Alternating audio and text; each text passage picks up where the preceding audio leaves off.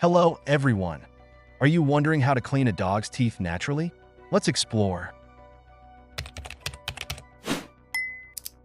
Cleaning a dog's teeth naturally can be done through a combination of regular brushing, dental chews, and appropriate diet. Brushing your dog's teeth with a dog-specific toothbrush and toothpaste is the most effective way to remove plaque and prevent tartar buildup. Aim to brush your dog's teeth several times a week for optimal dental health.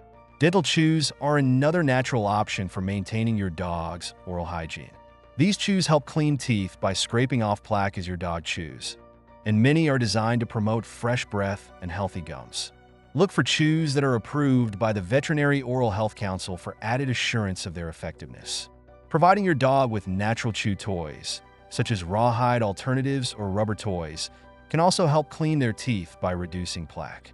Additionally, feeding your dog a balanced diet that includes crunchy kibble or raw vegetables like carrots can help maintain healthy teeth by reducing the accumulation of plaque. Please like the video and leave a comment to support my job. Thank you for watching and see you later. Goodbye.